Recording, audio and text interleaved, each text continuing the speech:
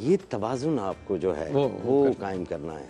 जो लोग ये कहते हैं ना कि मामलात दीन के साथ वाबस्ता ना भी हों, अच्छे हों तो वो बेहतरीन है, तो ये याद रखिए कि इखलाकियात का दीन जो मगरिब का दीन है ठीक है, और दीन के इखलाकियात मुख्तलिफ हैं। दीन के इखलाकियात में बैलेंस है, ठीक, वो मैं बताऊं किस तरह बैलेंस है जी। सच बोलना फ़र्ज है मुसलमान के ऊपर, ठीक है जी, ये हकीकत है।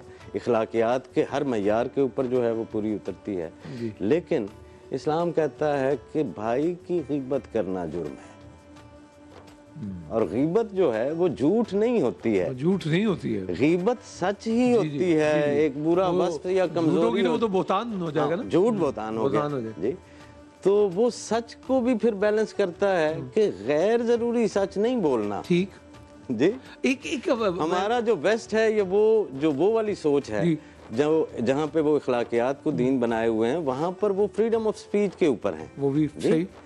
दीन की जो इखलाकियात हैं वो ये हैं कि ऐबों के ऊपर पर्दा डालना है, नंगा नहीं करना। आजादी में भी पाबंदी है और आजादी में भी बैलेंस है, बैलेंस है। मैं इसको पाबंदी नहीं करता, आप पाबंदी नहीं कहते, लेकिन वो उसका डिसिप्लिन है यकीन। हमें 20 सेकंड में वक्त जा रही है, मुझे सिर्फ मुख्तसर बता सकेंगे आपके इससे हटने को क्यों तैयार होता है बंदा, बेचैन क्यों होता है कि यार ये तो निकली है जरा बात।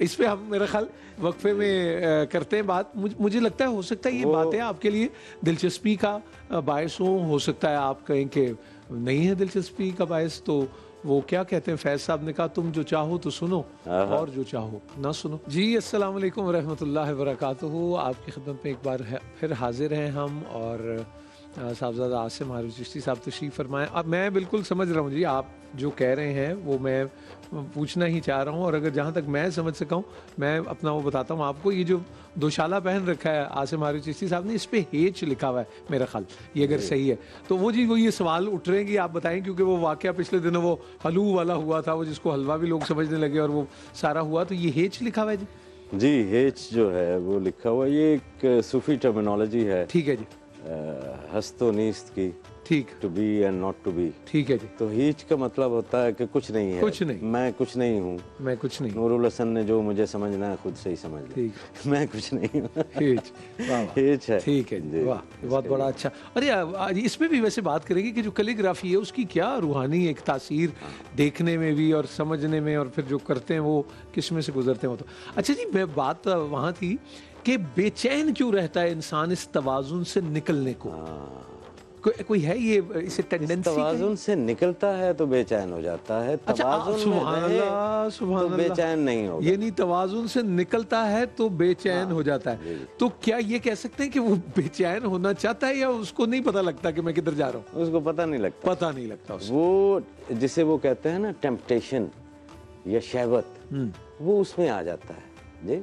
आपका जिस्म परफेक्ट बैलेंस में, आपका मैदा उस वक्त रहता है कि जब एक हिस्सा खुराक, एक हिस्सा पानी और एक हिस्सा हवा, ठीक है जो फरमाया। लेकिन अब लज्जत के चक्कर में मैं उसका जो नेचुरल बैलेंस है उसको डिस्टर्ब करता हूँ जी।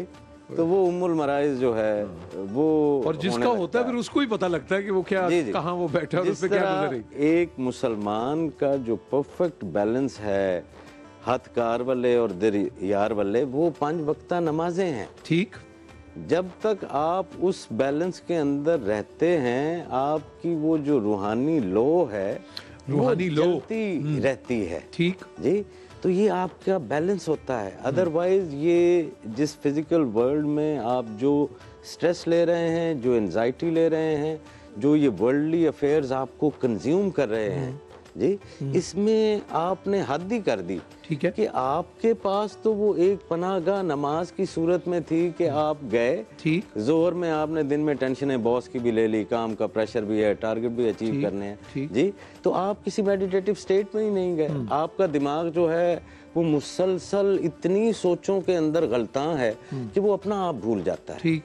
तो फिर अल्लाह करीम ने जो है वो परफेक्ट बैलेंस में वापस लाने के लिए ज़ोहर की नमाज जो है वो अता कर दी कि अब ये दिमाग जो है वो एक मेडिटेटिव स्टेट में चला जाए। इससे पहले जो एक सेल्फिश एक्टिविटी के अंदर था, अब इसको वो मौका मिल जाए कि वो अपनी सेल्फ से निकल कर जो है वो, जैसे हमारे मजाक में कहते थे कि वो जाग भाई लौर आ गया, तो एक वो वाली एक चीज हो।